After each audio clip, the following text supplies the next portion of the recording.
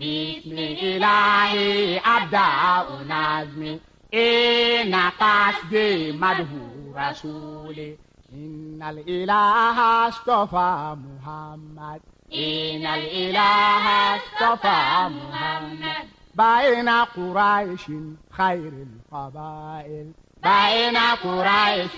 خير القبائل أقول حقا ولا أبالي أقول حقا ولا أبالي أقول جهرا ولا أبالي أقول جهرا ولا أبالي إن محمد خير البرايا إن محمد خير البرايا إن محمد خير البرايا إن محمد خير البرايا. أشهد أن لا إله إلا الله وحده لا شريك له وأشهد أن محمدا عبده ورسوله أما بعد فأعوذ بالله من الشيطان الرجيم بسم الله الرحمن الرحيم الحمد لله رب العالمين الرحمن الرحيم مالك يوم الدين إياك نعبد وإياك نستعين اهدنا الصراط المستقيم صراط الذين أنعمت عليهم غير المغضوب عليهم ولا الضالين إن الله وملائكته يصلون على النبي يا أيها الذين آمنوا صلوا عليه وسلموا تسليما اللهم صل على محمد وعلى آل محمد كما صليت على إبراهيم وعلى آل إبراهيم إنك حميد مجيد وبارك على محمد وعلى آل محمد كما باركت على إبراهيم وعلى آل إبراهيم في العالمين إنك حميد مجيد وبعد السلام عليكم ورحمة الله تعالى وبركاته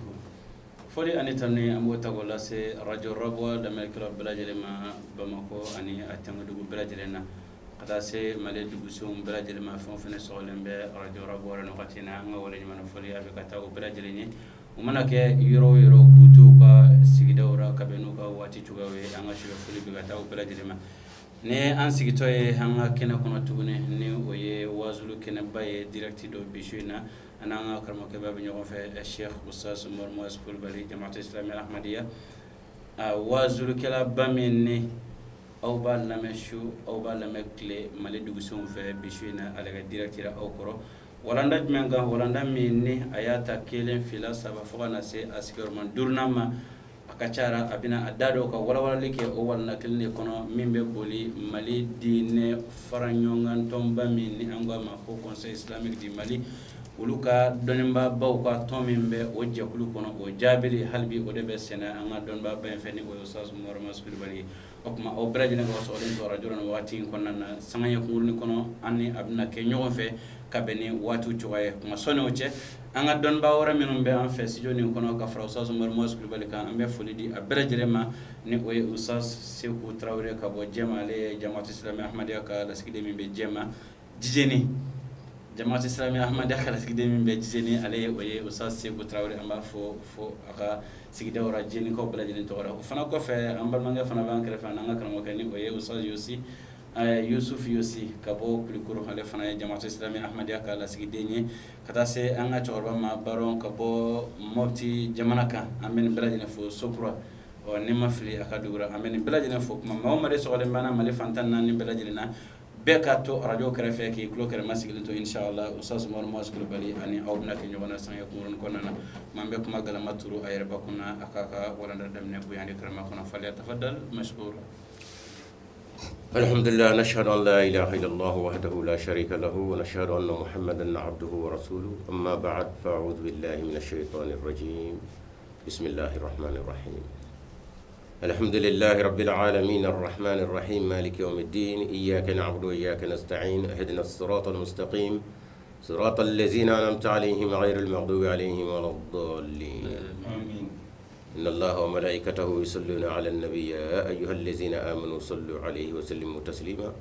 اللهم صل وسلم وبارك على سيدنا محمد وعلى آل سيدنا محمد كما صليت وباركت وسلمت على سيدنا إبراهيم وعلى آل سيدنا إبراهيم إنك حميد مجيد الحمد لله ثم الحمد لله ami Allah subhanahu wa ta'ala tanu amanga shire o kura ya kafo adama de manga ite da dugula foy kelenye buyan kan ko fana kara ala o de la ilaha illa Allah la ilaha illa Allah Muhammad sallallahu alaihi wasallam ala ka cidenye kana adama de mo kanu kala ala batu chugula ala wala man do chugula o kewale keto kuma minnu nga faraw kan o ti taa kuma minnu kɔ kana adamaden kala kewale ani dakurinya na ala bato cogoya la kɔni Muhamadu ka ɲɛnamaya bɛnna o de ma a y'o kɛ ka se a kɛfɛse la i komi ala b'a fɛ cogo min o kɛra ala y'a wele o kuma nɛɛma ni barika an b'o ɲini Alahu subhanahu wa ta'ala fɛ a ko jidi Muhamadu kan hali n'a kɔrɔ ye ala ka hinɛ ne n'aw bɛɛ lajɛlen la Muhamadu barika kama ka d'a kan maa dama fɔra inna Allaha wa malaikatahu yusalluna ala nabi ala n'a ka mɛlɛkɛw olu ye nɛɛma ala min ye nɛɛma tigi ye n'a fɔra ko ka nɛɛma o bɛ suru cɛ min kan o kuma ka tila k'a fɔ anw adamadenw ye anw limana jɔn ye k'a ye nɛɛma kɛ o kan o ye kuma kɔrɔma de sa dɛ o fɔlen don sa o de ye nɛɛmaw kɔɲɛ ye o kuma aw limana jɔnw a ye nɛɛma denkɛ se ka bɔ a yɔrɔ la ka taa Muhamadu kɔɲɛ na n'o kɛra a ka denkɛ min n'a y'o se ka bɔ a yɔrɔ la o kɔnɔ ma fɛrɛ ka dunya ka bɛn hakɛ ma o nɛɛma kɛ o joona o yo kana a fa fɛ dɛ n'i selera k'a kɛ denkɛ pɛmɛrɛ ni kɔnɔ jɛlɛni o ji hakɛ di na wɔlɔwɔlɔ ka n'i fa fɛ o kama ala kira ko man salla alayhi marratan wahida sallallahu alayhi wa marrat ni maa min ye salatu siɲɛ kelen kɛ ni Muhamadu ala bɛ salatu siɲɛ tan kɛ n'i ye tan kɛ kɛmɛ b'i k'i tan dɔrɔn mɛ i y'a dɔn a dabali kama Muhamadu tɛ dɛ o kama salatukɛla bɛɛ b'i yɛrɛ ye kɔfɛ sa an ka sahaba minnu n'o ye ala kira ka sahabaw ye a sen n'a bolo olu minnu u ka su u tile u ka bana u kɛnɛya u y'o bɛɛ don ala kira ka laɲini nafɛ n'o ye diinɛ ye ala yɛrɛ ko radiyallahu anhum ni ala jɛnaw ma u y'u seko kɛ faasi Muhamadu ko la tuzuni fi ashabi a kana to a ka dangane Muhamadu la ni ka sahaba in kelen n dɔgɔyali ye n senw don n bolow don a y'u to yen o kuma ni bonya fila bɛɛ sahabaw sɔrɔ ni nin kɛra sahabaw kuma na salatu ka kɛ sahabaw ka nin yɔrɔ de don ka d'a kan ni ji bɔnna kunkolo kan sen ni bolo b'a ta sɔrɔ ala kira ye kunkolo ni ji bɔnna o kan Abubakar b'a ta sɔrɔ Umaru b'a ta sɔrɔ Usmanu b'a ta sɔrɔ Ali b'a ta Talha b'a ta sɔrɔ sen ni bolo don wa ala lazina tabahum bi ihsanin ila yawmi din maa minnu tugura u nɔfɛ ni sabali ni muɲu bɛɛ ye n'o bɛna fɔ an ka cɛkɔrɔba minnu ni olu de kɛra diinɛ biriden fɔlɔw daba ye yan nɔ Abubakar ma se yan Umaru ma se yan sahabaw n'u ka jadi n'u ka kolo ala kira ye ala ye dayɔrɔ di bɛɛ ma dɛ u ma se yan o jɛni sera yan nɔ an ka cɛkɔrɔba kɔlɔsitigi ninnu najitigi ninnu mutagi farintigi ninnu olu de sera yan dɛ awɔ o de kɛko de ye fɔ ko ye u ko anw kun de ye koyi olu de ye tu tigɛ sɛgɛn ni tɔɔrɔ ni nɛni ni bugɔli min dara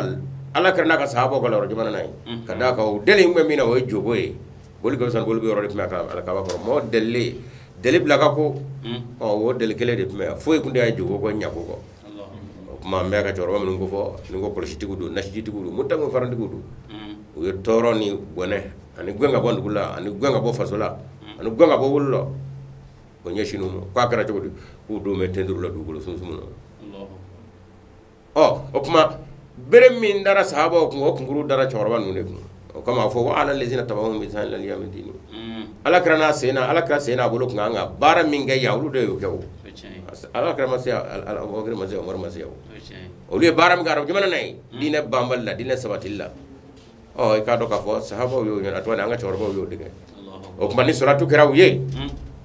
salatu fana bɛ kɛ ninnu ye dɛ ka d'a kan salatu kɛ kun sahabaw ye u ye ala kira sen n'a bolo ka baara de kɛ o kuma jɛni de sera yan an ka cɛkɔrɔbaw fana de sera yan kabiri fɔlɔ da koyi o kuma o ye jin ka baara kɛ o ye ala kira sen n'a bolo ka baara de kɛ ale la ilaha illallah muhammadu rasulullah bakari a ma fɔ bakari rasulullah shaka rasulullah muhammadu don o kuma na tɔw kɛra ale sen n'a bolo o ye sahabaw la cogo min o kuma ni min ye ala kira sen n'a bolo kɛ ka baara kɛ jamana min na yɔrɔ min na o kuma ni salatu kɛra n'o de barika ni nɛɛma ye n'o bɔra Muhamadu kan sen n'a bolo o m'a kɛ farafin ye o m'a kɛ farajɛ ye k'a dɔn k'a fɔ ji in bɛ se ma dɛ an ka cɛkɔrɔbaw kɔlɔsitigiw najitigiw u ka salatu sɔrɔ yɔrɔ filɛ an kun de ye alhamdulillah o kuma bi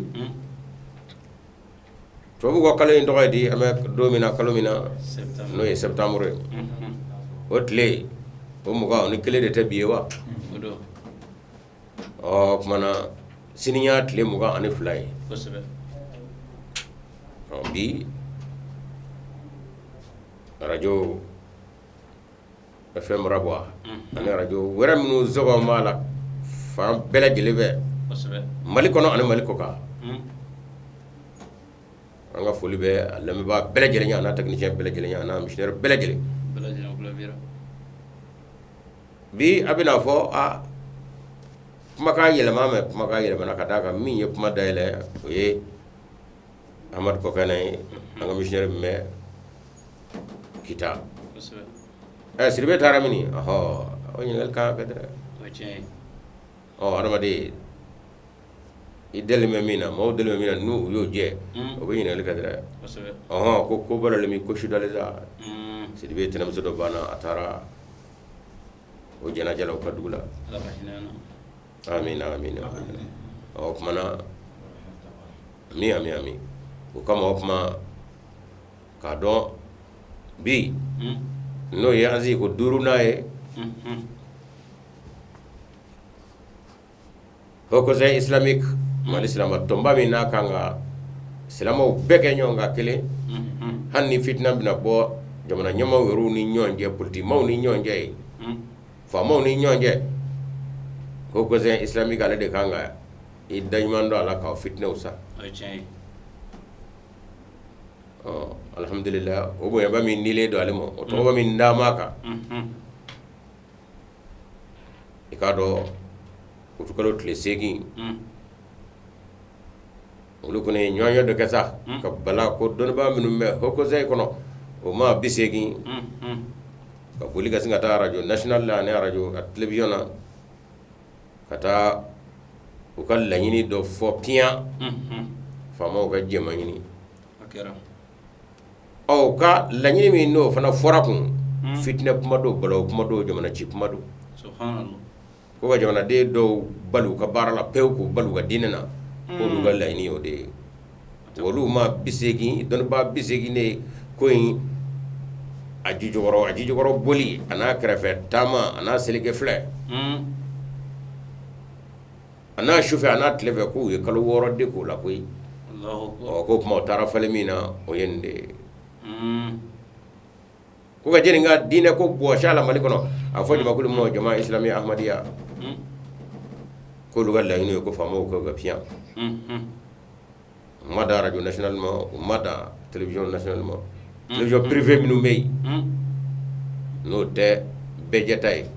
i k'a dɔn k'a fɔ u y'a cɛrɛ olu fana na radio wɛrɛw ani kuma lase kibaruya lase sababu fɛn bɛ diɲɛ kɔnɔ u y'a cɛrɛ o bɛɛ fɛ jamana kɔ kan ni jamana kɔnɔ a kɛra ko ye min ye maliden hakilitigiw kɔnɔ quoi ani Mali yɛrɛ terme minnu bɛ jamana kɔ kan ni hakilitigiw don ni Mali hinɛ b'u la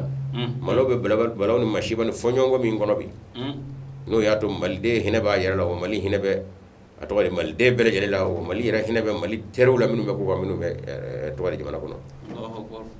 ko nin ye mun ko ye an jɔrɔ mɛn fitinɛ bɛ jamana kɔnɔ a dɛsɛ bɛ k'o dasa Mali yɛrɛ silama tɔnbaw ka tila ka na dakurunya fɔ min n'o ka bon ni fitinɛ fɛn bɛ Mali kɔnɔ ka n'u tu fitinɛ na ko faamaw k'u dɛmɛ o fitinɛ tasuma dadonni na n'o ka bon ni fitinɛ yɛrɛ fɛn fɛn bɛ yen o ye fitinɛ jumɛn ko ka jama islami ahmadiya malidenw de don ko ka olu bali u ka diinɛ baara bɛɛ lajɛlen la u ka misiriw bɔ su la quoi u kɔnɔ silamɛ yɛrɛ fɛn fɛn k'o kana fiyɛ ko ka d'a kan silamɛw tɛ o kuma tɔnsiw wulila ka jɔ ɲininkaliw daminɛna minnu tɛ Bamakɔ yan olu hakili tiɲɛ na o kuma ko bɛɛ banna koyi ko radios bɛɛ datugura misiri fɛn bɛ yen ko bɛɛ minɛ bɛ kaban ka d'a kan radio national y'a fɔ télévision nationale y'a fɔ alhamdulillah i komi bi su a fɔ o ma yɛrɛma hɔrɔnya tali Mali ka yɛrɛma hɔrɔnya tali o ma taa 22 de wa su in na dɛ ni dugu jɛra a fɔ 22 o kuma o ye maliyɛn bɛɛ lajɛlen ka nisɔndiya don ye hali n'a y'a sɔrɔ a yɛrɛma hɔrɔnya in a kɛn tɛ ka ɲɛ ten namara dɔ kɛ mɛrɛ o n'a tɛbɛ an bɔra minnu na olu ye yɛrɛ di ni nafolo di ni di min bonya min u y'u bonya bɛɛ bila mu a tɔgɔ de faso in k'a yɛrɛ sɔrɔ u joliw bɔnna ka hɔrɔnyaw bɔ su la dɔw bɔ su la ka nafolo taara o de y'a to a fara ma Mali dɛ o kuma an b'olu fɔ an bɛ dugawu k'olu ye ka sɔrɔ k'a ɲini ala fɛ ala o mali bilama yobo yaba mɛ dɛ ala an filɛ n'i ka hinɛ ye kokura i ka cɛw di danbetigiw hɔrɔnw minnu n'u ka hami bɛɛ ye fasoko ye yɛrɛ ko o fili bɛ kɛrɛfɛ o fɛ n'o cɛw ma bɔ n'o musow ma bɔ cogo tɛ ko la o kuma an bɛ dɔw kɛ yarabi ala ka faso in ala k'a kisi ala k'a danbe segin a ma ala ka hɔrɔnya segin a ma alhamdulillah o kuma an bɛ segin an kɔ kana fɔ tiɲɛ don tumana min na nin wale in kɛra ni mali kɔnɔma ani kɔkama a bɛ kɔnɔ gana i k'a dɔn k'a fɔ an yɛrɛw bɔra sa ka kunnafoni di kɛ k'a fɔ maaw k'u hakili sigi minnu ye nin kumaw fɔ fanga b'u la u ka ca nka a dabɔ mɛ fitinɛ wulili de kama mali kɔnɔ maliden dɔ tɛ se ka maliden dɔ bɔ malidenya na o y'o dɔn k'o tɛ se ka kɛ n'a kɛ ko ɲuman tun b'u kɔnɔ u ni faamaw tun bɛ bɛn a ka ji jukɔrɔ o kuma faamaw de tun bɛn'a fɔ jamana silamɛ hamida diɲɛ kɔnɔ a dɔnnen de ko wo kabini a sinsinna fitinɛ dɔ wuli jamana dɔ la ko amadu nɔ ayi i b'a mɛn dɛ u ye amadu ka misiri jeni u ye amadu bugɔ yan fɛ u ye amadu fa yan fɛ denmisɛnw de bɛna k'u b'u tasira amadu khalifa ko la a kana tasira ye kabini amadu sinsinna a bɛ ten fɔ bi ni olu nana daba kama k'a fɔ ko b'o fitinɛ dɔ wuli mali kɔnɔ ka amadu ɲɔn'o la kun an ka dabira fɔlɔw kɛra ala o gɔnsɛyi an bɛ fɔ i ka kɛwale la nka i na mɛn kɛlɛ tigɛ yɔrɔ min olu tɛ kɛlɛ kɛ koyi ayi masangala b'olu ka kɛlɛ kɛ ala kɛra ka ɲɛnamaya abubakar ka ɲɛnamaya usmani ka ɲɛnamaya ala kɛra ka sahaba bɛɛ ka ɲɛnamaya kɛra mɛrɛmɛrɛ la diɲɛ kɔnɔ u ma jɔyɔrɔ ɲini u ma kotigiya ɲini kuma n'ala ye kotigiya d'u ma kun ala yɛrɛ ko n b'a dɛmɛ a bolila ka bɔ min kɔrɔ ne de y'a d'a ma wa ne b'a dɛmɛ a tali la nka n'i ye kotigiya ɲini n'a dɛrɛl'i kun ala kɛra ko masangala t'i dɛmɛ ka taa i ka ɲininen don a fili bolo i na le bɔ a kɔnɔ tara buwarɛ ala ka hinɛ na ale ka dɔnkili min bɛ yen n'o bɛ bamanankan fɔ la hakili jigi du si tɛ se ka taa kabila si tɛ se ka taa dugu si tɛ se ka taa jamana si tɛ se ka jɔ fɔ adamadenw ka mɛri ɲɔgɔn ye nka ni bɛɛ y'i disi da ɲɔgɔn na o du bɛ ci o kabila bɛ ci o dugu bɛ ci o jamana bɛ ci o kama o kuma an y'a jira fɔ kɔnsɛyi la anw maliyɛn hakɛ si t'a bolo mali la ko hakɛ t'anw bolo hali minnu ye faamaw ye hakɛ si t'u bolo malidenya na ko hakɛ t'anw bolo nka komi ni bɛɛ ko a k'a ka hakɛ sama wa du bɛ kɛ karakolo ye koyi bɔ fan fɛ nka i k'a dɔn k'a fɔ a tɛna o sɔrɔ anw na dɛ an ko masa ho kɔnsɛyi biro de zulama an ɲɛmaaba n'o ye Usmani Madani Hayidara ye anw ye mɛri yɔrɔ ɲininaw de ye anw tɛ kotigiya ɲini a ye to n'a ka kotigiya ye anw bɛ mɛri yɔrɔ ɲini mali kɔnɔ a t'a fɛ an ka to malidenya fana na wa aw b'a ka kotigiya la a ko an fana tɛ to an t'an mɛri mali selikɛ dɔ la an na dama tɛmɛ dɛ an ye Tarabuwarɛ ka dɔnkili k'o fɔ k'o hakili jigi o kɔnsɛyi an bɛ mɛri yɔrɔ ɲini o kɔnsɛyi o an tɛ kotigiya ɲini an y'u hakili jigi biro do zulama an bɛ mɛri yɔrɔ ɲini biro do zulama an tɛ kotigiya ɲini bamadani de an bɛ mɛri yɔrɔ ɲini bamadani de an tɛ kotigiya ɲini an bɛ mɛri yɔrɔ an tɛ kotigiya ɲini k'a jira la kotigiw de b'o kɔ da ɲɔgɔn na anw tɛna kɔ da anw na dɛ anw mɛriw mɛ a ye tɛmɛ ala tɛ se ɲɔgɔn ma a bɛna kɔ da min na o ye ala ye dɛ kabini Imam Mahdi nana maa wɛrɛ b'a ka kɛlɛ kɛ ala kelen kɔ anw bolo don Imam Mahdi ni bolo o ma masangala la b'anw ka kɛlɛ kɛ o tiɲɛ don nka o n'a tɛmɛ an y'a wɔrɔ ye i komi a kɛra ta sa aw ko Ahmadu ko Muhammadu sallallahu alaihi wasallam ale tɛ kira laban ye koyi k'o de y'an bɔ silamɛya la fasayi an t'a du kɔnɔ fiyewu kuma ɲamakodenw don n'a ma don silamɛya du kɔnɔ an ko hɔkɔnsayi dɔnnibaw aw ko tɛ wa o kuma no do ay na nga sigi sare subhanallah khagale ala kira mo ka dugono ka ahmada de nyamo godinyi ayaji ya de nyamo godiya kana to daga jwala de aw men mi no ni qur'an yo fo muhammad kula o ye muhammad de ala cido ciden jala na cido jendi muhammad de abele jele fa zamandi ko sabe ina na ko fe na nyefo ala ka fsa be aw no do ala o jam do di muhammad mo nga do te ngo fe ay muhammad ta shidi ko ano chaga jam do de ko akra e muhammad e je bawa kiraw biti ko minu nga mo je kono o bana wa no ma bawo ma sangala ko de sera de wa ka ba muhammad kade ango ta chende ay na nga sigi na ya soro aya kelbe qur'an kono mi ma jira ka fo ala ko cidengo bana ne ti ciden jible wa aya kelbe ayo fo wa mi tanamo so ye kenay ba ma dan de kadim so ñu klat gatre Allahu akbar ede be ko zey ñama yalla bi on na kengre ñina mo way de ñu klat ga woy o yati ga mino te kala kala woy nga hatu burhanakum min ya ala kraga tabule ay na naka dalle nyengwe o cewde bo kanyona o kuma na anyo wele dako keleke ka wele dako flage ka wele dako sabake ka nani ke aduru nani uklo bara fana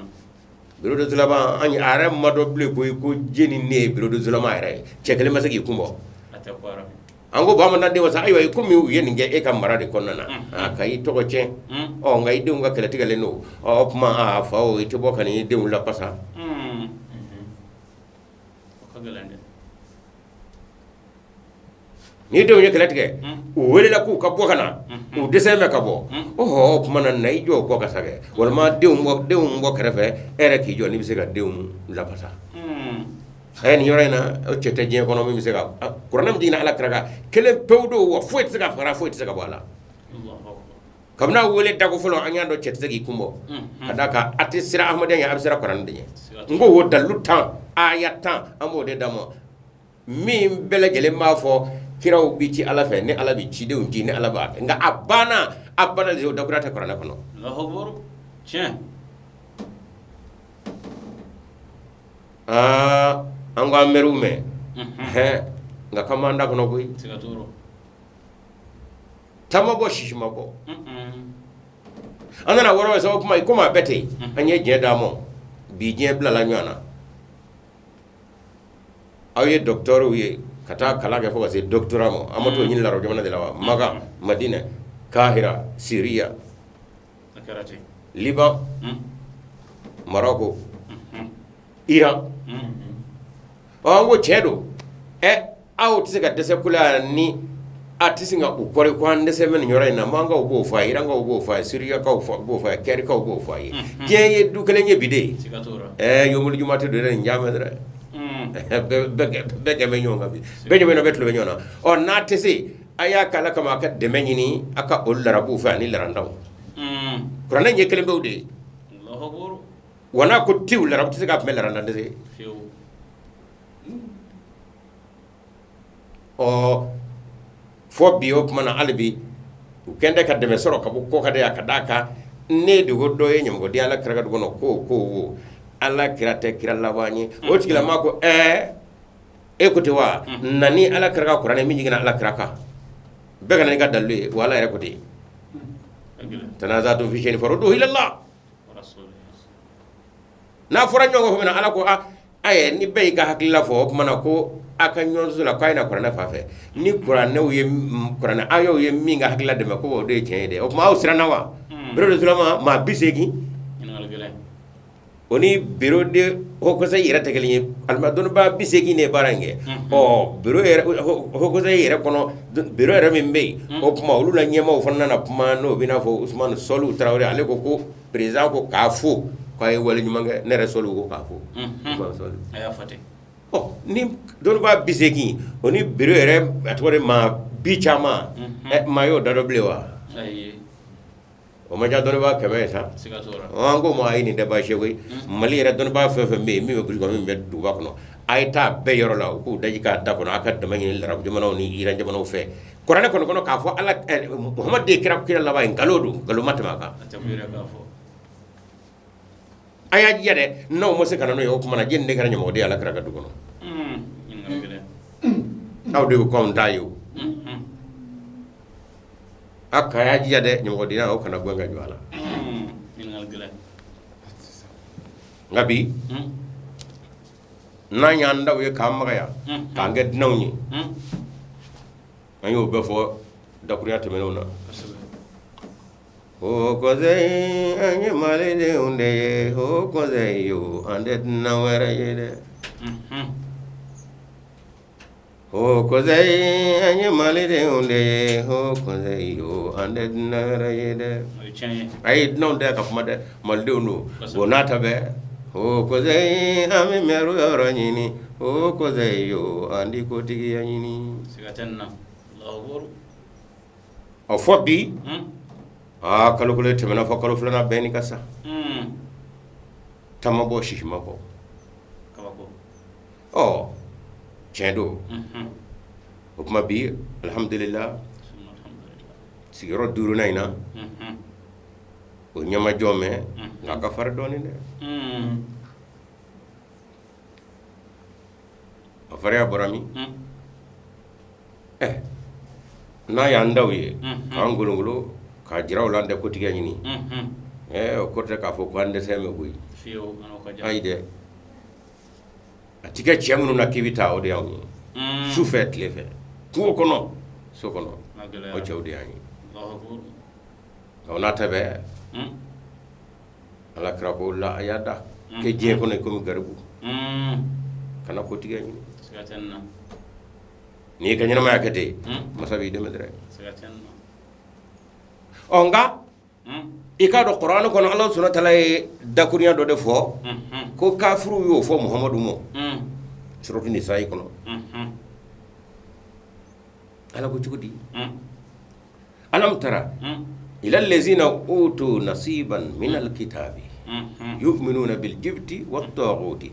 wa yaquluna lil ladzina kafaru haula'i ahada min allazina amanu sabila Allahu akbar amulmo kaw ko kuma de photo ble boy sigatenna ki kado yahudiyaw ani chrétien ikomi olukumu yera korota larbu kuna larbu te fo kuna jobato ko do uta dina ko kalam Allahu akbar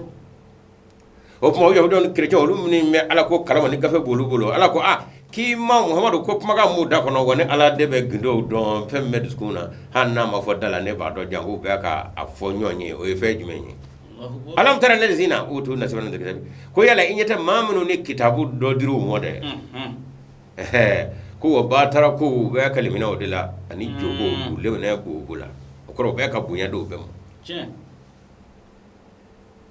minga jugo be wa yaquluna ubafo lil lezina kafaru mamu yoro kafiru nu da foy do jobato ko de kuinye be awlade o jobato law ahada aw kaname min lezina amanu katama ko minu dugura muhammad to no fe sabila o tasara la fani subhanallah aw jobato law aw nyabato law anga te fayowa aw be kanaka katama muhammad la kanwa ko ne yahudiyo an kirjo ko kuma yi udo utu nasiban min alkitabi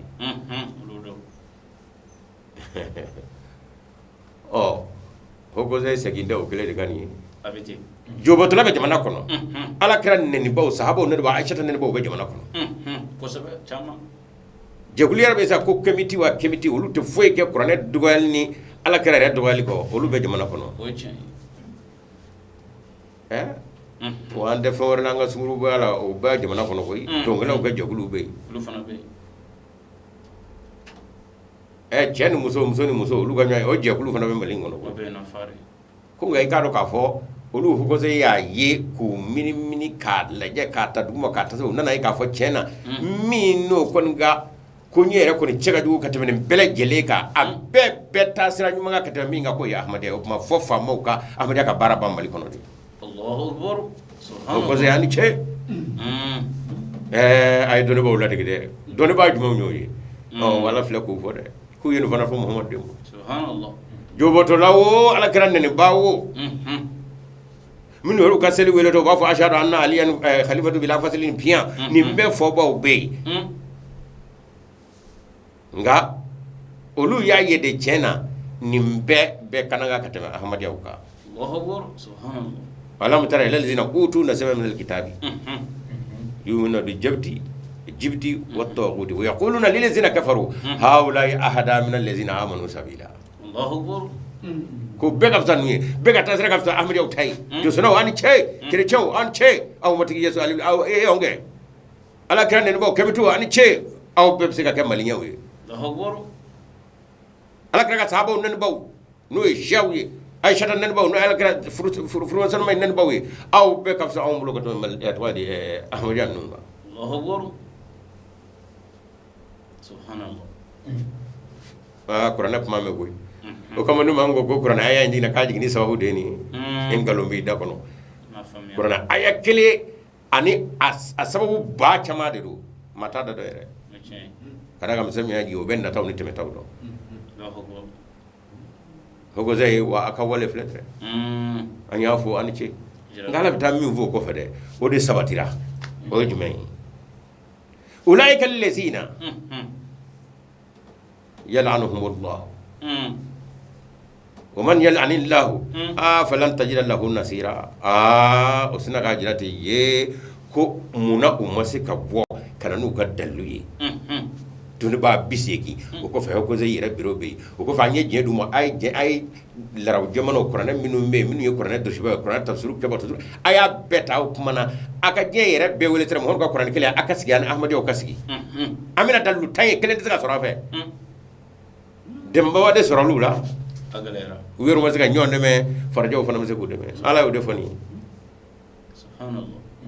comme horo tlela minu yen fo yawda no chrétien la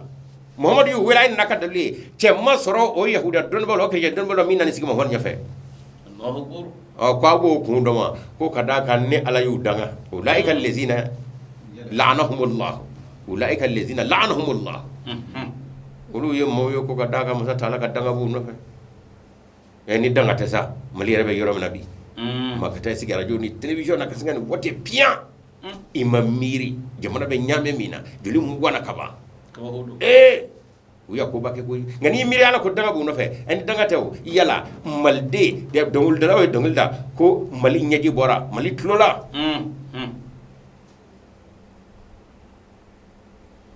rebeli me kafa ni surasu yafa jendo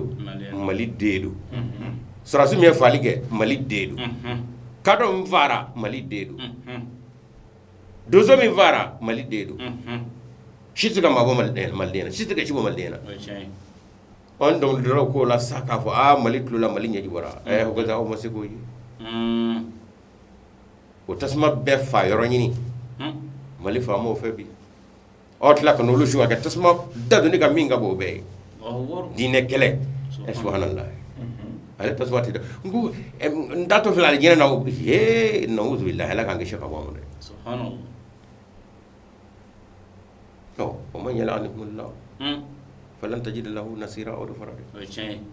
كنا على كتاغا بو نوفي كو تنا دم باسرو كوي و تنا ده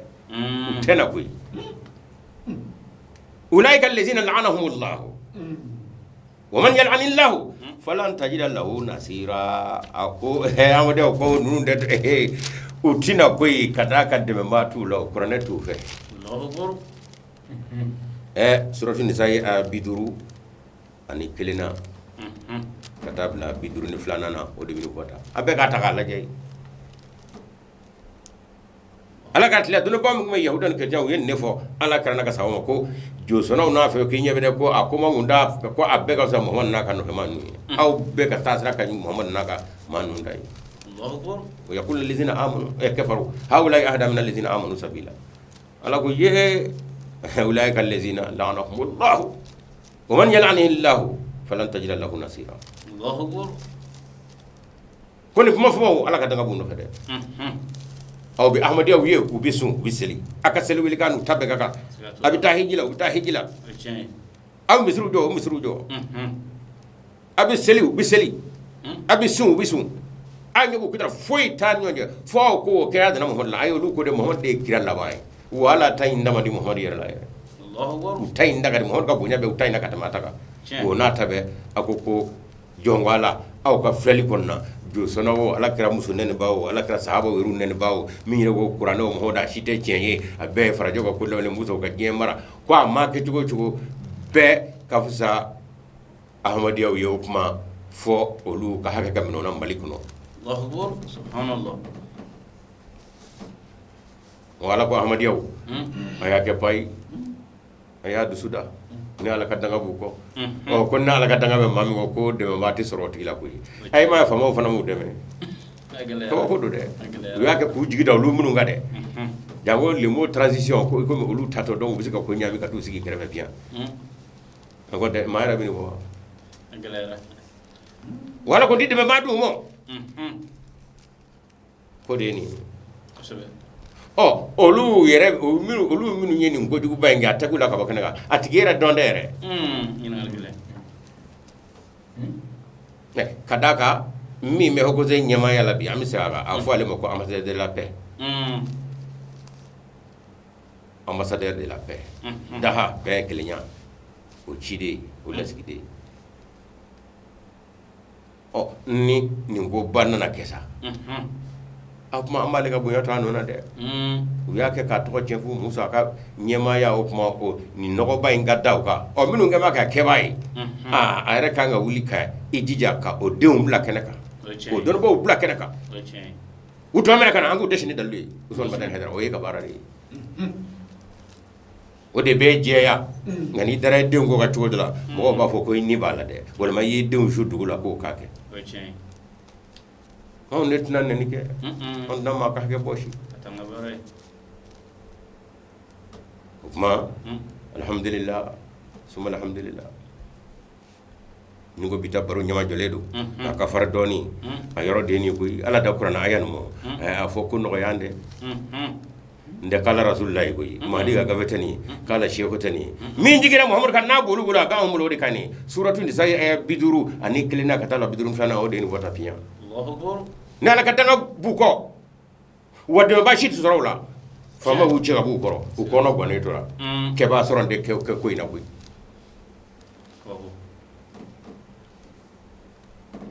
nga ye kelemin dige ja ko la ina o kala to ino to la ba sa itina nyofolge wala ma ke ya fa nyini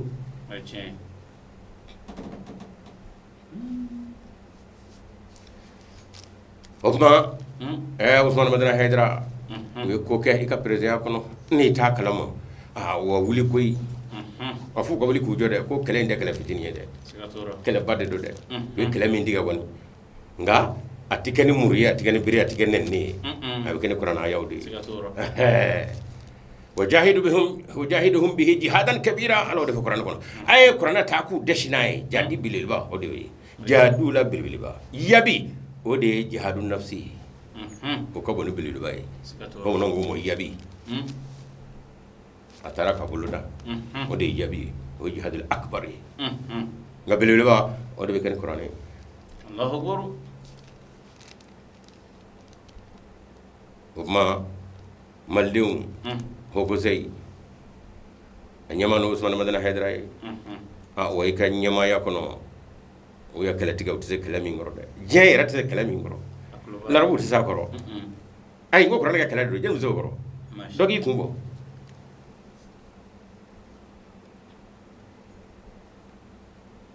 nauma kala beni warayaye samuro bina otisira konye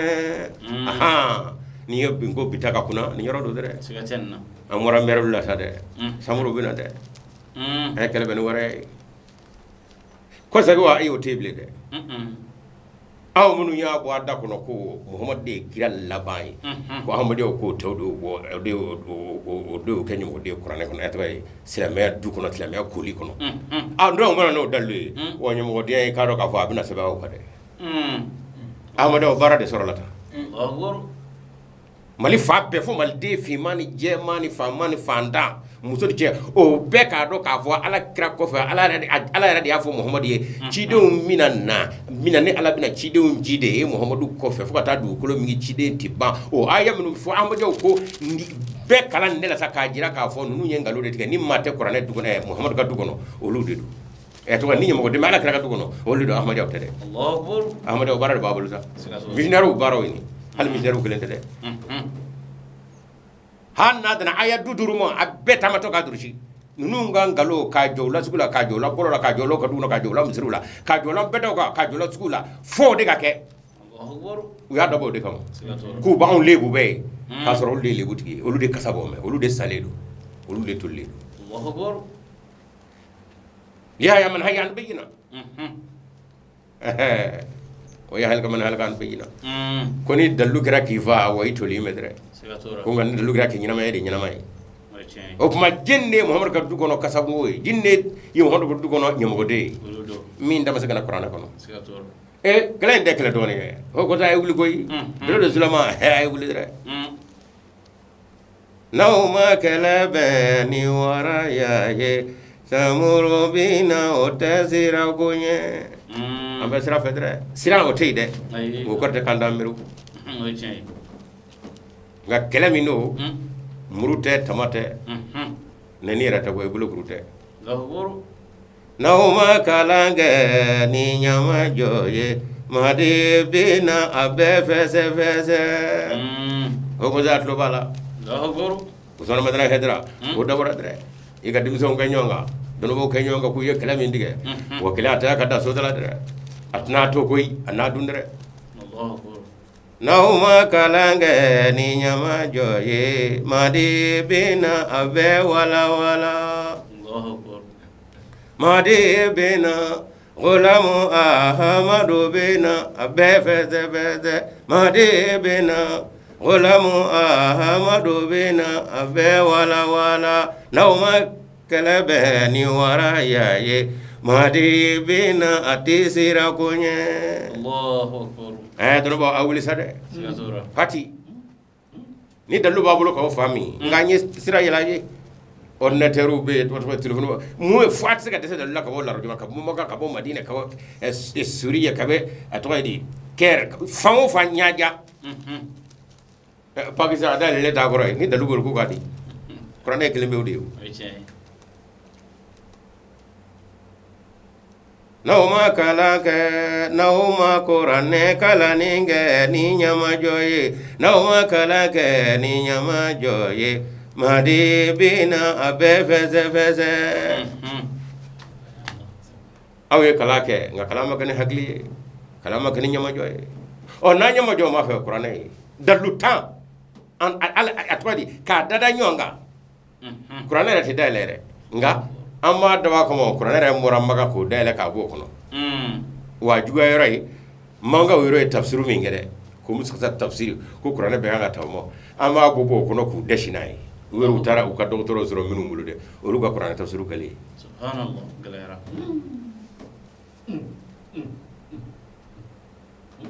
nauma kalake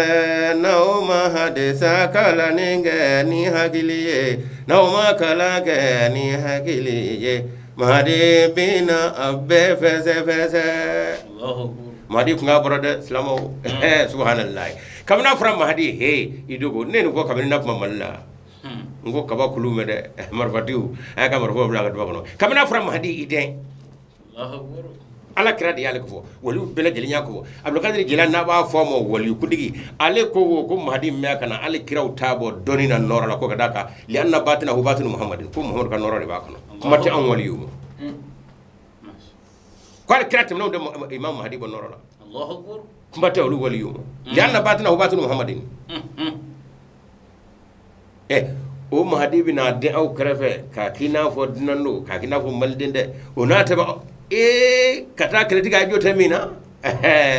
ahmadu sira da la sade pati misaka mali muso je fama fanda jema fima fo be ka do de ka fo ni mami vora olu fe ku be ka ahmadu kata ko ya ngalodo qur'ane masamo qur'ane so mami o ahmadu tade o da lu ko ni blali sakeneka o ya ahmadu ko wajibi de saliya bana de allah ay saliya bana ahmadu jaw saliya bana ahmadu muso mi hero saliya bana namo ke so mangra fa zabodi kedi ba umlu ngalondi ko kubina on ngengalondi gide on ni halala wi o kuma na ko kubina on ganyam ko dewni fo nga lugu do kana nan zigira be o kuma na nganyam ko dewni allah ala kira ka dugono ay ni halala be ahmadiya do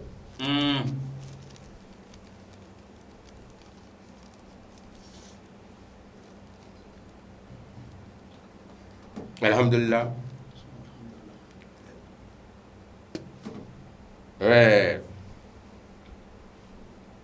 au conseil anyama bano Ousmane Madana Haydara beka bunya bi yoro kamini sigdo andare fo ka fo wa ye min zoro ye be bena fo bena kila ngay de gara nyama isa iba beku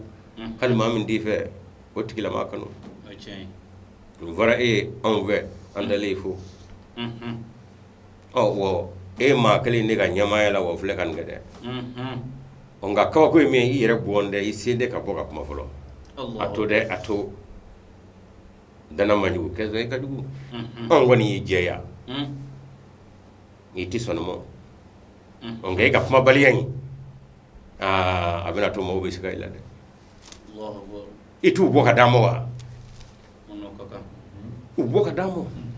television national be aro national be ere ka television be wele anga tigi nyangwe angu deshi jito atei nga merni nye sahaba wa nala kira sallallahu alaihi wasallam ma bele jelinga tabulu de ikayna fo yednay ikunshili kum sajiba ka gina fo nyeta kula nyo ba bela Allahu akbar anyo deke onga bi wara jira mala dre ni chawbe ko ko Allahu akbar أنا ليس لا أخشى الحمير وصوتهم فكيف وهم صيدي ولصيد الأرض وإمام مدي مناغاي hey ni waraba de falu ata kashi dabla ni nguna na bayira nyinde o imam madi manga o wati o don baw ye ngana kani ne ne bi kafiriya ni dajjal ya mi o famo Allahu akbar oh aywa o go zay don baw abiru ba ala nyema ba aka biru zulama e krem dige wate waraba nguna me de ni waraba cela aki kamo wara ko nyonga kari o no ta fon gunu no ma gri ya dugo ma shi kana ko Allahu akbar wara nguna wanalle sula khashal hamira wa sawtahum fa kayfa wa hum saydi wa li saydi azharu akon nay nguna ko kelenye falun me kashira fon va babi dugo ashiti yeble in kunta azmata nidala fa innana nati kama yati lisaydin gadan faru in kunta azmata nidala fa innana nati kama yati lisaydin gadan faru Allahu akbar ako hakli wuli do me mo e ba kibine si kami de ba enna eta no ne bisingan turu nga kelenya kay ko ngora baba aka felebo fe kakari tugumi nati kema yati li sayyidina gadan faru Allahu akbar bero zalama o waraba nguna medre lo barafana na soro waraba chilay ngaw nya do ayde baw ni sagawdu doki kako kire barala kra ko fe ngalodo kurane ma fo ngalo vindo ngalodo tiete amadou go fode ngalodo tiete angu ya to sutara de la wawta de ngaloy ashim ya ke ki jigide ngalo bu fe amako made ngalo bu fe ko ni chebu fo kana ngalodo kigo tradition bi tradition yak la hakil mawdo te ministre de la religion nous jigida mi go ngalo tike a fo so ye kene nyar la kaw tur la kaw waso bara nyini boy ngalo de buda kono Allahu akbar korane ma fila tifili ala kote la yati al badul bayni yadi wala min khalfi ko be kana ni ka dalil korana kono muhammadu ye kira wala fasmandi ala de fo muhammadu korana kono nga kira ta ko ngalo do korana aya akacha tan ala ba fo muhammadu de mi ci de nji mbuci ama fo nyuci de nyuci be ne ci de nji ka ko nye muhammadu yere ci wa ci de mbuci o de aya chama digira muhammadu ka Allahu akbar ko wa adama de redda chugo chide no bina namo abi mbarabo la koy awde ma mbarabo imam hadila ta ngala chide ka kana film nu ndo me do bo fetine ka kana ko ay mbarabo la ala ya hasratan ala al-ibadi wa yatihim rasulillah kanu bi yasazuna ay son sa no nindo nyar la kaw na do ka fo jama to ma nganjila be qur'an kadi sur la kaw no do mo ko duguti no ko ta kaw no do on na ya ke ajibit lila afana do ka fo ja he amase anga marafa manene ko la jomi ya qur'an do no fana be boy jama nganjila de ka tanga do mo de be Allahu akbar ko ay wuli de ko fitini de ha haydara fika cew ka bo fika dimiso ngabo we kremi de ko kana galera nauma kala ke ni hakili ye mahdi bina abbe fese nauma kala ke nauma qur'ane kala ninge ni nyama joye mahdi bina abbe wala Allahu akbar mahdi bina gulamu ahmadu bina abbe feze mahdi bina anaga qur'ane aya bina abbe wala mahdi bina anaga hadisa kana bina abbe wala nauma kala ka ni nyama joye mahdi bina abbe wala takbir Allah say aywa may brother aklu bara maldew malikoka malikono ko dawra koy mali ahmad yaw na aw ma ahmad ka wal be no kuma na fuariya ala yo de se wanga sa konte ko nimbana de ko ko dayin ne de do farfa be minibli kanin qur'an ayaw ka aftode qur'an ta ka photocopie ka tradition be akoro wuru ka qur'an tradition en anglais en français en atoide en jula doidi fen doidi ay don ça ngo wala ngo ka balgu ka be ka copie ke abakoro ngo katla ka fuweru ye aya korofo angame iba kala wuru tsika korofo kabako de yoyi Allahu akbar galera ka fo wuru ka korofo o be muruturu wera kono ma ka fo kala kara ko be cinde bana ima fo kala ko bana wa e ta do ala do cidon jibaye wala be kodo de adama duno kama be cidon ji o ko bana wa nyine bana wa filip bana wa jato ya bana wa jede ya bana wa mafa bana wa go wadi lo adama dum rubi fili ubi ala ko re bo jela fi ka ke nyini re fi ma ko mana ni la ilaha illa allah rasul o bana du ko ko ni ko mana kira ko bana bina ko ala ko bana wala ma bolo de sai ala soro ala tabame subhanallah ma inda ko yana fadu ma inda lahi baki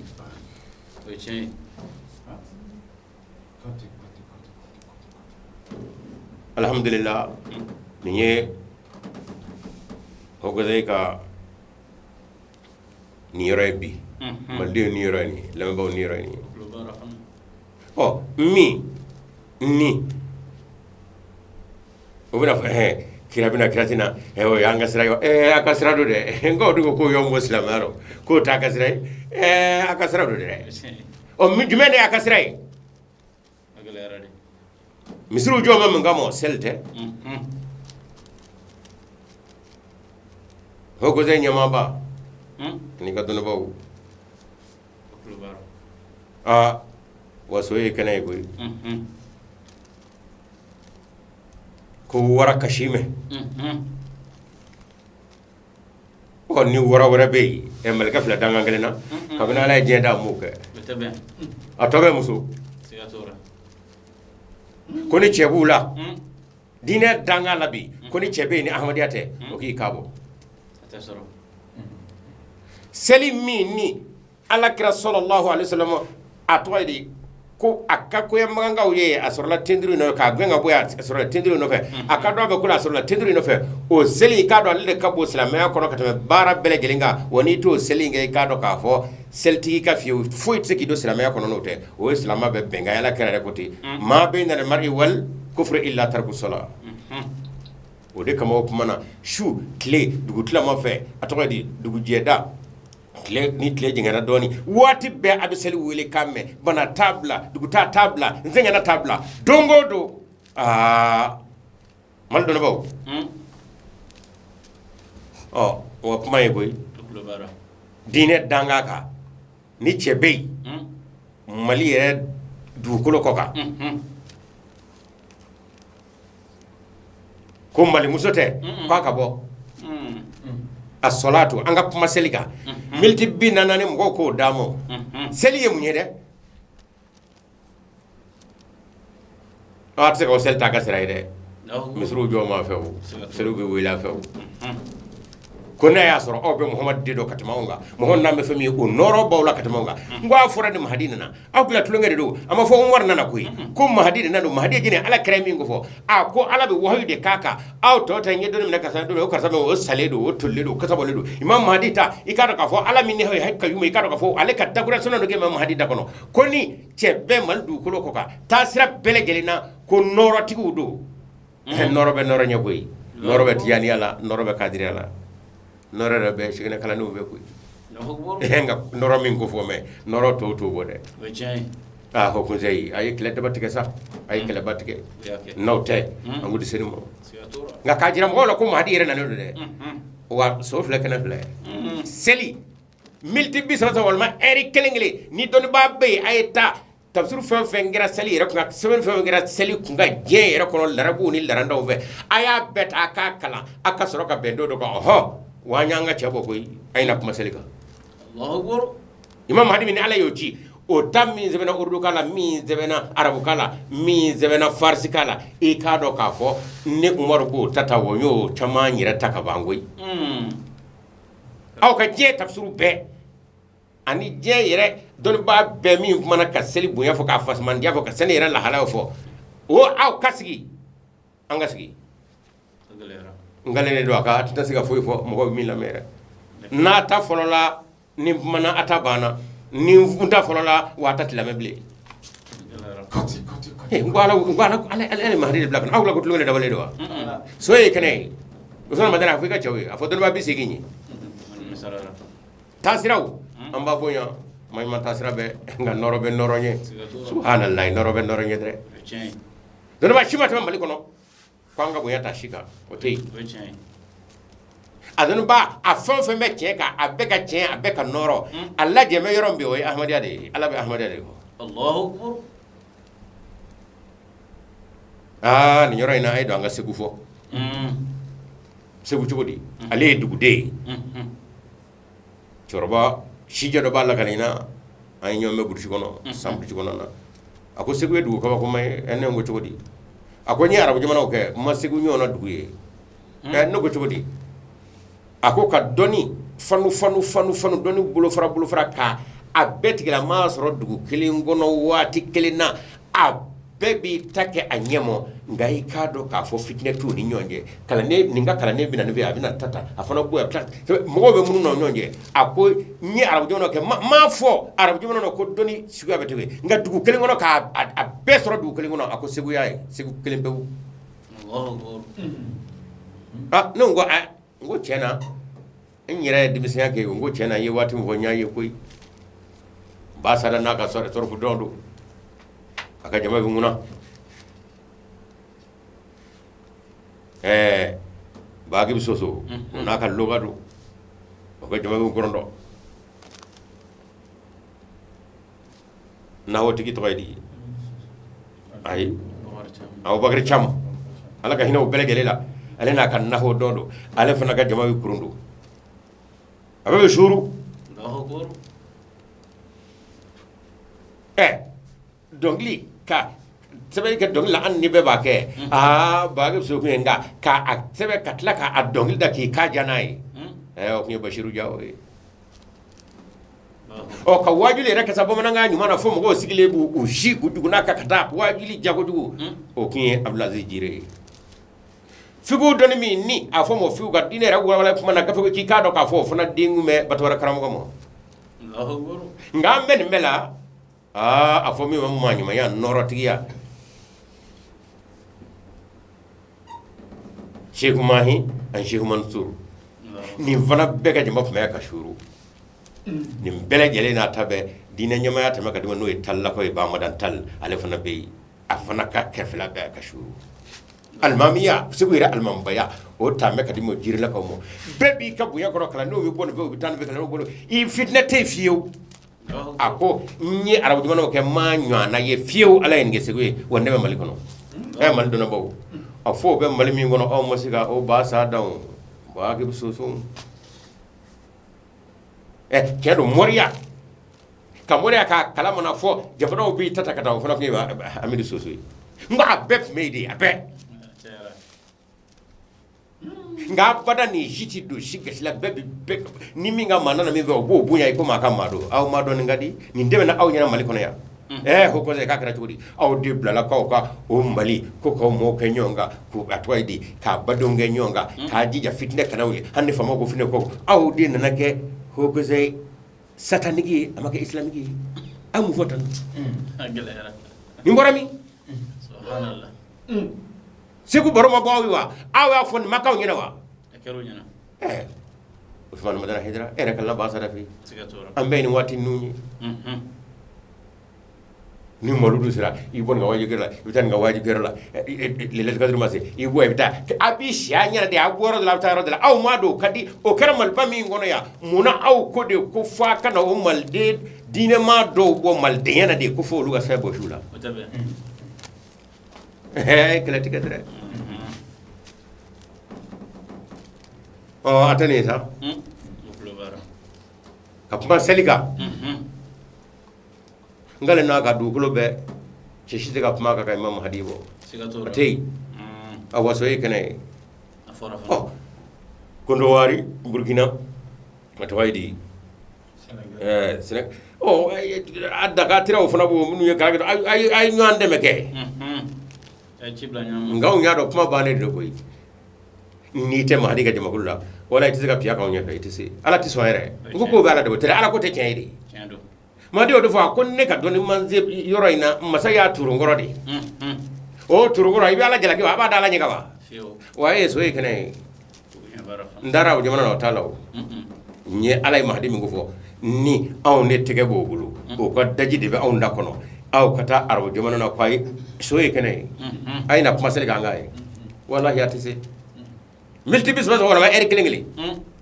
munye selbi munye na faj me mbala korane kono ngana ba korane kono fiu korane kono abe korane do anala je abe so wa go am so ye kene na be korane do ay bokana ka ni mal wara be jilay minye che kwa kabo malika kelende be dina dangala wala muhammadu nyar la ko ay hu de mal fa ma ay hu globara jani kele ayati kele de ma bi tondani dalle fo ifa beke atwaidi bugulu muyi o ma be o tisa fo blede parce atani seli aya ji akani nyana wore aya ji akani nyana wa kana de sen na sa ko ndo mo lay sa de agelera kakina ko mahdi nande nga fura ka nana de anana kabro fura ka ba dono ba ka nga yere nga mo famu wa dono ya fane bi iye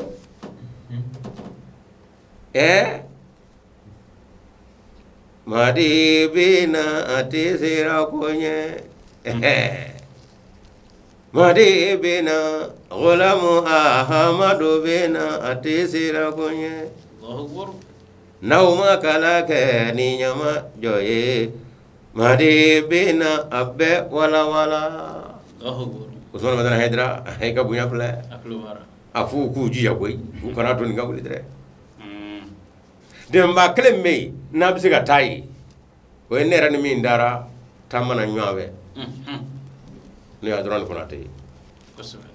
on jeso wa mi ni sina tamake kam marfata ka keleke ka do molu ko ka banga ji ku de ko no mahdi tan fe subhanallah an gunda nyira bulere ala yo fado cemnu na jebe kono farajele farafina kamne madi e weleda ceshi manda nyana ke Allahu farafina farajela anyo ko kudre nganda do er angunda do er kwa andu ala be ka beke Allahu akbar masha ndara ma o je henga la yimunu ndaro se la cho e do ni ga vio kono kata aya dengwe ma fa mi vo ko abto ka amane la ko ahmad abdron ni rakwa kreate abengoro ya ay mu botala hey oh so e kene mi se ka de mendo ala o ya se sel ko ngon na ay taw dala sa ko ka de ko dimi do mala de ko wula mon ga dimi zo ngome ga dimi do ala ko ay afrique be wele jeera be wele la xana jeen do adron mi sega puma kakoro nga sisa abora noro kono abora mahdi ga noro kono atisiga puma so e kenay jangwa lere kema ka foko abi sanyina ko 2022 na ko no ka ni o kon joro mo ko mo be panga purtila ko sam bani fe da bara he na ta ala bi ma le bla ko lu fo ayo fo ma chama o sam ba ko fe o ma are kema ka talla ma ga ni nay aya si anga le Allahu akbar ngani nyoro en foko ye na ya soro ko noro be yara lere ko abe bla Muhammad ni ay buli ka ta fa fe de akana bon ngele lebu kono ko na be noro babulu mi de bla Muhammad bulu Sansandra do ata San Pedro mande fo mande nga ya nyi nga ko jabi gato akwale de isa folenye wala Muhammad de mahdi ko wa fasaman yala ma tabi ka fen me ko ngam isa de be mahdi nye almatu la nyongoro to fo bato o nyeme taw so e kene galera e borom mahdi ka noro kono ne ado kisa diga jawala bli noro chena e akli bala anya sebene ko bakulu ga kalo annoro dafale noro chena ka yere ka anya finga ta kana kina fo bogo o bogo ya sebeno daga muhammadiya adon ne hagel to suboina anya ka ndo pakistan ka borgo nyo yanda do min e ko noro tigidi e noro chena pe ngari noro be wajje kam mali ko zai de ko te ulle bu mede seli kada kana kra ko la ti nyodore nga wi nyodore mi seli so e kene nawu nona de ka seli wala iku kuna wulu o nere ko ikafsa mahdi ko noro mi ko mahdi mo ni i tebi bulu ko e femi mahdi fe ko tobe ngalolu ini shidana de nyomulu sa o de wahi bika wala wahyu de kema mahdi ka ni bo wahyu noro la so ye kene selita anga daje flana mi faraka suratul fatiha e fatiha muye fatiha e mal do no ko ko zai uzona na haidra afwai ka ko zai mawi ko fatiha ye flana ide seli anu fatiha na chebe galera ka fatiha wala farma de bishi kuna chebe mal don bawla amman mambulula ngon norobe may mambulula tijaniya kadriya hamali nimbe noro bonawde nga norobe noronye nega be nega tige chebe chenye mingo fora o de imam hadi Allahu akbar a chetu laybi mim sega jonya fe atese ay o mingo kala rega kunya bo maka me hadi taga no ya andama nyanyi o ayo ka jige de ko ni norobe wa fatiha ni celibla me aw korode ko akana ko mo ga milti bi sawa wala ma eri kelengli abina do ko wo ma hadi name koy sigatanna doki ko ngolo ati sababu nimbal de be jiko nay diine jiko no diine dangandala ko cedo kaka bo ma kaka resa ati soro o ma ala ko rete ko labla akla ko ma fude ko so e kenay ay alla be ay ta jeki ta be kala ka tafsir be suratul fatiha tafsir aka be ke nyonga o akatla kana ndama nyoy ngra ko ma ale mega wayu zoro sisa o ma ko aka nyamo ko ale ga wayu kala ne ba don kitana musu goron dore normal ne ya dokise to ko jawara sega jo mahdi ne fe galera nye jigida mon ne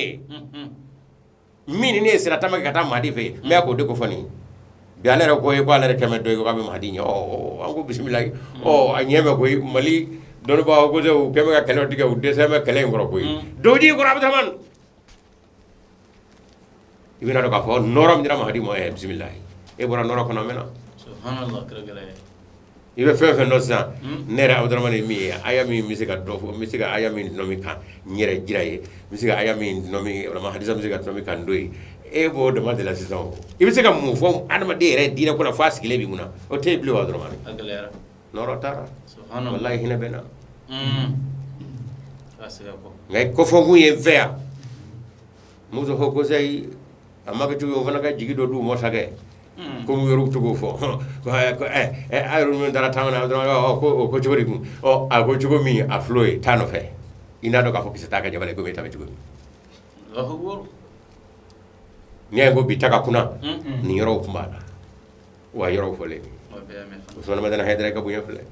e ka kala tigela no bilo zulama ka bunya fle wa biyaw tianiyaw kadriyaw ngami yala ka bako e tianiyaw kadriyaw ne ya fo we ngo hey ay na va fe on ye dogo munu yawo be koro bo bulu nga o ma fa na de tara manu va kuma be abi mo le agalera fuete imam hada no minde ci matan dawno minde ci kana malo dawno minde no kali jere dawno ngaw faralo ko kangele fu o aywa na de faralu ka abi gam so de atina cheya fa fe oklobara ay na cheya fa fe aka tafibla ni go bitaka kuna akuna mo foto flede e onge bayni rasoro nyano bitle ngonna chebe ko gam so go ge to anga njoka ngene ke ni chebe anga njoka ngene ke agalera dina danga dara chekele mbebe imam hadiga jabakuludu jebe wa daluni afriki bamana nga boro la no ayeta seli wala kitabu waka je beta kakala suratul fatiha kamil dono bo nan no jengna aya beta kakala anga na jom milti biso wala ma eri kelengli ka kuma selika ngale naga kamna mase mina mahadi ta tawdeta atatiga fo ya koro na hogoro so e kenay suratul fatiha fana beti akaro bo mahadi na me koy bo mahadi na me koy ngala go bla me kuro sigato adama ne gotere o nga mi siga ke ajigi ko maru fo ye ndamanyo abdurrahman konate abe ngoro o anya sina tamo ke o nga isra sia ke dranya mor fawci okara anda to mahdi no ko ni hina bena wallahi mbafe nga goran no ko no o soye kenai na da ko kise baka jabara soye kenai ka kana maldum bulla ka kana hogo zebe bulla atise jembe allahu akbar malfa maw malfa ndaw nda kuna ne shina allahu akbar ho conseil islamia tanga o jeklu abadiya ani fitna o banje kulu o de kana tan yono fitna o kisoro kana to kan yono kelew tige mala alman ba bala kale ko kunda taraya ka go alman yala ka o dula je ki wara ceri fe befe ko mala alman ba yere hayni go gina gam siri kono o yago alman yala ba ko ke kale ko ko zai ma kuma mana ka dese diko wili idra kan blate mashima inya ko be ka benai watra me jabulu shide mi manana ko ke kale wala ya anguna wuludre ko kale kuna wullabi Jesus mi no mo gote dina na de o dia sika sika tajira deni ngalo diga ja ko ke wuru ay ne itene ga ma furda wuru itenga ma furda jo de dimia musuma ina ke da huna anjimu agara gatano bo kapma balia amanya de o bi ko ke kuna wulula abe grangalo musube kasula ani fa de nyugu minu njira ka be me ka be dara kanaka yalla ka bo mi ni nati chebla alma mena no so ka bo mi nati sika alma mena no am mal dina to lebula ko ka zake fo kan ziki de katla ka bla atwa di facebook ni prepare ko a asigra no ngalo ndara la no mo ke mal dina lebuba awde de deni teble de so ka atlo bala nyara ka atlo bala mal fa ma atlo bala tere jamana hina tala de jeno yere mo hora jamana kanu ata jamana kanu bitu dina kanu bitu ngawa ngom malik kuma shulla de je kono adina kuma shulla je kono ka to sure je kono yorom be ni malima atwa di dina do ala obemi dona ki fe ngaka na anga dina ka kora betay no ko kundam bay ko ngalo mene ko almami ba ko o bo almami ni ngalo fuiga ni ala de be ka fo kera cheye nda do abe ka shufla ni klefla kono o segella no katla ko fo je ko mina koke ngai bulo ede bal mamela ala bulo ede bal mamela ikale sigatoro asaballa munna e minnu ma kuma waati fɔ ko kɛlɛ daga bɛ kuma o mɛn ɲɛ kura teriya wa adamaden bɛ dɛmɛ kɔnɔ gɛrɛ kɔnɔ waati min i ti kuma waati f'a ɲɛnɛ wa o bɛ cogo dɔn dɛ adamaden ɲuman ja o kɛsɛ a ye segu dɔnnibaaw latigɛ dakuruya kelen na mahadi ko ye fɛn min ye tiɲɛtigi fɛn fɛn bɛ diɲɛ kɔnɔ nɔrɔtigi fɛn bɛ diɲɛ kɔnɔ dugukolo kan n'a tɛmɛna n'a ka jɛkulu bɛ yen o bɛɛ ka nɔrɔ yɛrɛyɛrɛni i k'a dɔn a bɛɛ bɛna ɲɔgɔn sɔrɔ mahadi de la n'aw t'o faamu a y'o de faamu ɔ bi ahmadiyya b'o jɔyɔrɔ de la siginɛkala ni cɛ nka a ka danga la bi a ɲɛkɔrɔ dɔ tabate ayi ka diinɛ walawala k'a adamadenw sama ka na mahadi nana o de kama m'a fɔ mɔriya n tɛ mɔriya dɔn n tɛ lasira dɔn sa nka mahadi nana min kama subhanallahi o diinɛ jɛkulu tɛ k'i bɛ se ka jɔ a ɲɛfɛ wa an ni minnu ye badenw ye n'an kan ka kɛ ɲɔgɔn fɛ kadiriya tijaniya siginɛkalani o n'a ɲɔgɔnna maa ɲɔgɔn fara minnu bɛ yen nka n t'a si dɔw fɛ a fara mɛn dɔw kan ka bɔ an kɛlɛ a kana kɛ a ye sabali a ye na an ka bolo don ɲɔgɔn bolo cɛ minnu ye mali diinɛ ka la ilaha illallah k'a segin a yɛrɛ ma olu de filɛ kuma na kalima kun bɔra aw bolo koyi kalima sara kun gɛnna ka b'a bolo la ilaha kun gɛnna ka b'a bolo k'a kɛ dɔnkilidalaw ka baara ye seli kun gosira ka b'a bolo fo ni misiri wɛrɛ da misiri la a b'i kɔfilɛ ko a b'a ka kɔlɔsi dugu lagojugu fɛ jɛn nana a labila k'a kɛ a tɔgɔ de n t'a to filɛ i t'i kuma bilen a tɔgɔ de i t'i siran bilen jama ye silamɛ ahmadiyya aw bɛna ahmadiyya kɛlɛ de kɛlɛ i ni ala cɛ ala b'a dɛmɛ ala ko wa n ka danga b'a kan dɛ suratu nisa aya 51 na 52 o de fɔra dɛ ulaika allazina la'anahumullahu wa man yal'anuhumullahu falan tajida lahu nasira dɛmɛ ba tɛ sɔrɔ ala ko y'a fɔ cogo min wa a sɔrɔ de koyi ne yɛrɛ min fɔ ne y'a dɔrɔn o se k'u dɛmɛ yɛrɛ ayi dɛmɛ banna o ala y'a fɔ ka ban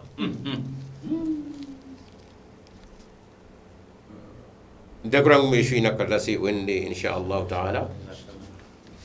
o kuma an bɛ Hugotayi fo kokura an b'a fɔ Amadu a y'a hakili sigi Mahdi ko tɛ tulonkɛ dɛ Alakira y'a fɔ wa Ala bɛ yɛrɛ jira ni Ahmada de ye diɲɛ kɔnɔ o kuma ni juguya taara k'a bɛ da o kan o ye nisɔndiya ko de ye a fari kana fa baara dira Ahmada o de kɔsɔn Mali kɔnɔ kira ko ma ban Alakira kɔfɛ a tɛ ban fo ka taa dugukolo min ye o dalilu bɛ kuranɛ kɔnɔ o sɛbɛnni k'a jɛnsɛn ani a walawalali maaw ye o y'anw ka baara de ye sa fo ka taa maa minnu tɛ ni hakilila in ka fɔ o b'a jira k'a fɔ Ahmadiyya de ye ɲɛmɔgɔden ye silamɛya ka du kɔnɔ silamɛya koli kɔnɔ fo ka taa olu ka ɲɛmɔgɔdenya da kɛnɛ kan ayi n'i bɛ kɛlɛ k'a kɛ de anw tɛ kɛlɛ kɛ dɛ nka n'i ye kɛlɛ tigɛ anw kɛ samuru bɛ na dɛrɛ a tɛ sira ko ɲɛ a n'a ka a y'aw don o n'a tɛmɛ an mɛriw mɛn an tɛ kotigiya ɲini kuma ɲini de ye salamu alaikum warahmatullahi ta'ala wabarakatuh bismillahi abda'u nazmi ina qasdi madhu rasuli innal ilaha astafa muhammad innal ilaha astafa muhammad baina quraishin khairil qabail baina quraishin khairil qabail أقول حقا ولا أبالي أقول حقا ولا أبالي أقول جهرا ولا أبالي أقول جهرا ولا أبالي إن محمد خير البرايا إن محمد خير البرايا إن محمد خير البرايا إن محمد خير البرايا